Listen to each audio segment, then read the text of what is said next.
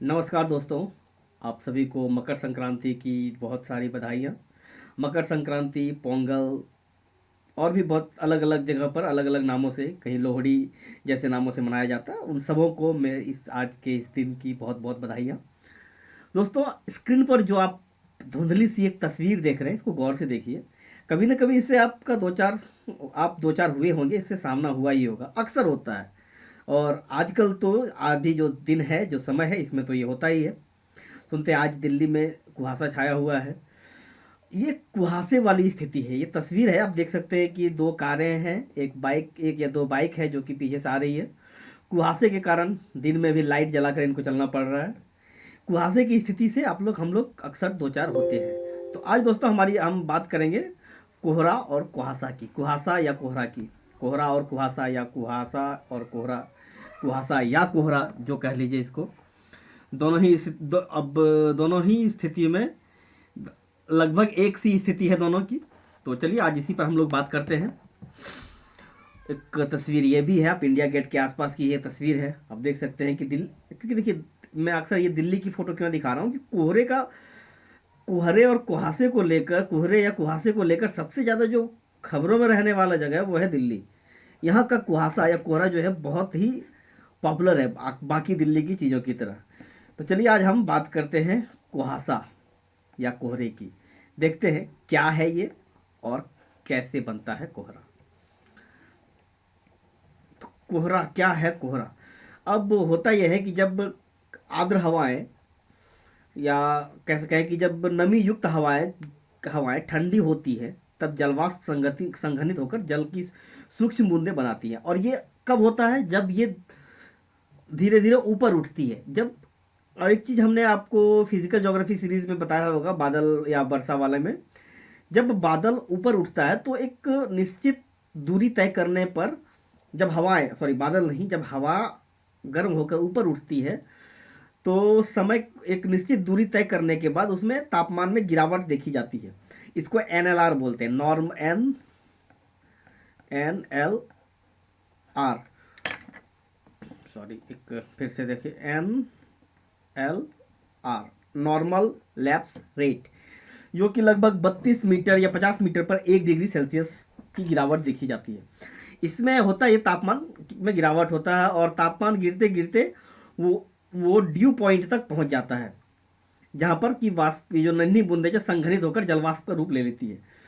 लेकिन कभी कभी क्या होता है कि कुछ अनुकूल परिस्थितियां ऐसी बन जाती हैं कि बिना ऊपर उठे ही जलवाष्प जो है जल की नन्ही बूंदों में बदल जाता है। जैसे कि अभी हुआ, अभी दो चार दिनों में मौसम है देश के आस लगभग पूरे उत्तर भारत की, कि बारिश हुई है, धूप भी तेज थी, जिसके कारण वाष्पित हुआ, लेकिन रात में अचानक तापमान में गिरावट आ गई।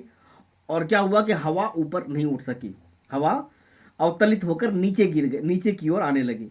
तो क्या होगा कि ये जो नमी युक्त हवाएं हैं, इसमें जो जल की नन्ही नन्ही बूंदें हैं, जो ड्रॉपलेट्स है जलवाष्प से, जो कि वाटर वेपर का जो ड्रॉपलेट्स है, वो हमारे इर्द गिर्द घूमता रहता है। और यही है, इसे ही कोहरा कहते हैं। क्योंकि ये चूंकि हवा में काफ़ी डेंस, इसकी इसकी जो मात्रा है वो काफ़ी डेंस होती थी, उपस्थिति डेंस होती है, काफ़ी सघन होती है, जिसके कारण ये एक धुंधला सा विजिबिलिटी को काफ़ी कम कर देता है। यह वायुमंडल में जमीन से की सतह से थोड़ा ऊपर ही फैला रहता है, बहुत ज़्यादा ऊपर तक नहीं रहता, थोड़ा ऊपर तक रहता है। किसी घने कोहरे में दृश्यता 1 किलोमीटर से भी कम हो जाती है। जब आप 1 किलोमीटर से भी कम देख सकते हैं, तो ऐसे में आपकी स्पीड, चाहे वो ट्रेन की स्पीड हो, बस की स्पीड हो या बाइक की स्पीड हो, काफ़ी कम हो जाती है। अक्सर देखा जाता है जब कोहरे की मोटी चादर हो, कोहरा यदि अधिक ऊंचाई पर हो, तो इससे नेविगेशन भी, वायुयान भी का उड़ान भी प्रभावित होता है। और चीज़ें काफ़ी दूर तक धुंधली से नजर आती, धुंधली धुंधली सी नजर आती है। अब देखते हैं बनता कैसे है कोहरा। ये होता है कि सापेक्षिक आर्द्रता 100% होने पर हवा में जलवाष्प की मात्रा स्थिर हो जाती है। इससे अतिरिक्त जलवाष्प के शामिल होने या उससे तापमान में कम होने से संघनन शुरू हो जाता है। जलवाष्प संघनित छोटी पानी की बूंदें वायुमंडल में कोहरे के रूप में फैल जाती हैं। अब क्या होता है कि मान लीजिए एक ये क्षेत्र है, जिसको हम मान लेते हैं 1 यूनिट वायु का। इसकी क्षमता है 12 ml पानी की। 12 ml पानी, इतने क्षेत्र में 12 ml पानी ही रह सकता है। तो ये हो गई इसकी सापेक्षिक आर्द्रता, रिलेटिव ह्यूमिडिटी। लेकिन जब इसमें 12 ml से ज़्यादा पानी आ जाएगा और तापमान एक एक तय सीमा से कम हो जाएगी, तो क्या होगा कि ये आपस में यहीं पर संघनित होने लगेगा, ऊपर उठे बिना ही, जमीन के सतह सतह के आसपास ही। और ये छोटी छोटी बूंदें जो है काफ़ी सघन रूप से फैल जाएंगी जमीन के आसपास, और ये एक घने कोहरे का रूप ले लेती है। तो ये है दोस्तों कोहरा। तो चलिए, कोहरा और कुहासा में क्या अंतर होता है। कोहरा और कुहासा दोनों ही हवा में निलंबित कणों पर जल की सूक्ष्म बूंदों से बने हैं।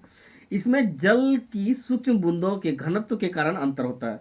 कुहासे की तुलना में कोहरे में जल की जो सूक्ष्म बूंदें अधिक होती है।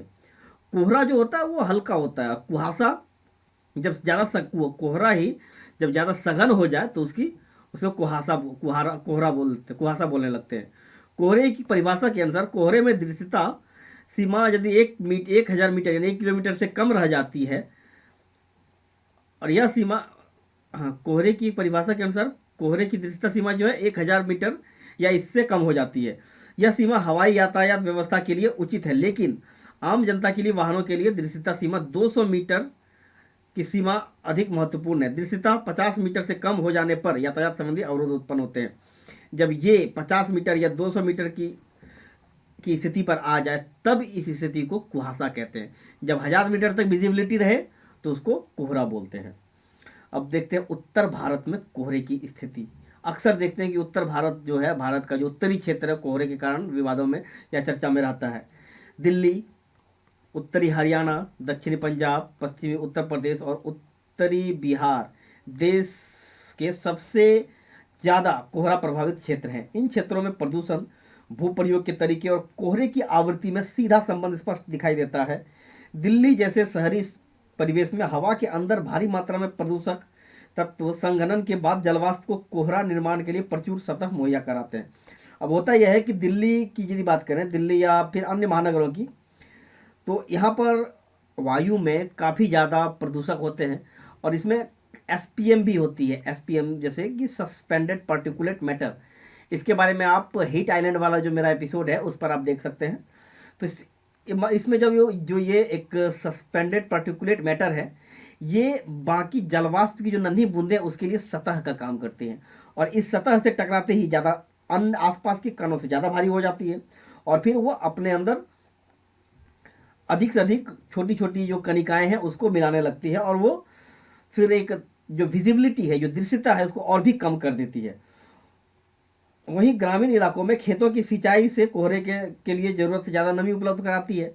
अब होता है कि अक्सर आप देखते हैं कि गांव में ये स्थिति, जो गेहूं की फसल होती है, और साथ इस आज के टाइम में सिंचाई बहुत ज़्यादा होती है, और गेहूं, आलू, ये जो फसल है वो अति सिंचित फसलों में है, बहुत ज़्यादा सिंचाई करनी पड़ती है।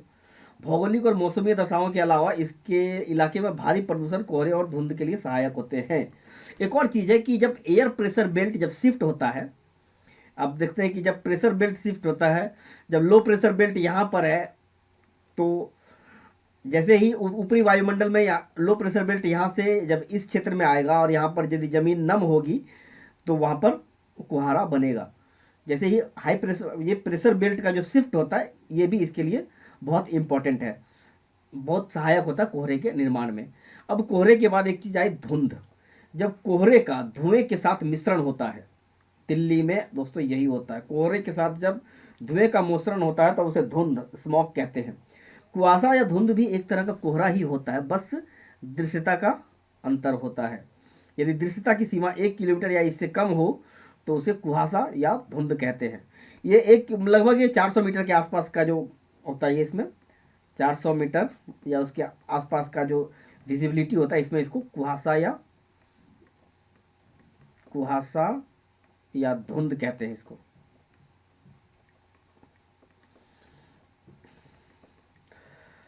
तो ये स्थिति होती है जब 400 मीटर से कम होती है विजिबिलिटी, तो उसको कुहासा या धुंध कहते हैं।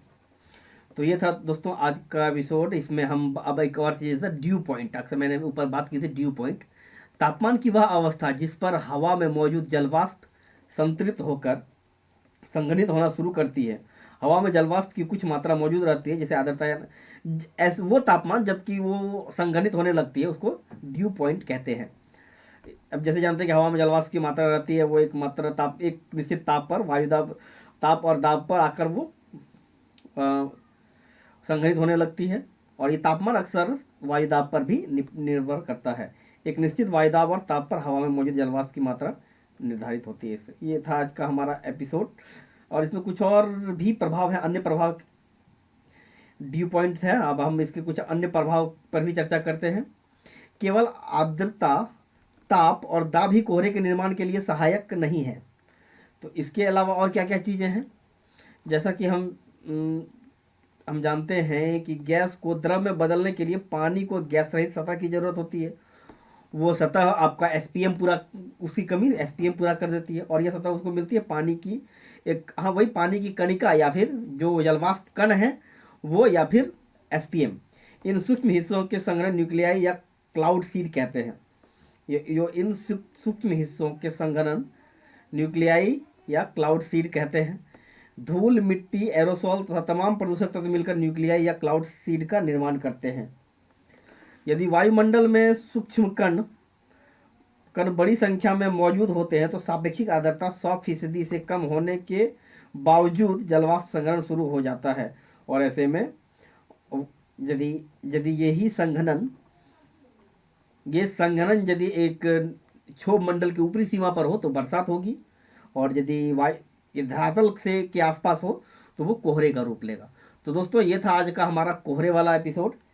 तो उम्मीद है आपको इससे कुछ उपयोगी जानकारी मिली होगी, और आगे भी हम आपके पास ऐसे ही उपयोगी जानकारी के साथ आते रहेंगे। मिलते हैं नेक्स्ट एपिसोड में, तब तक के लिए धन्यवाद।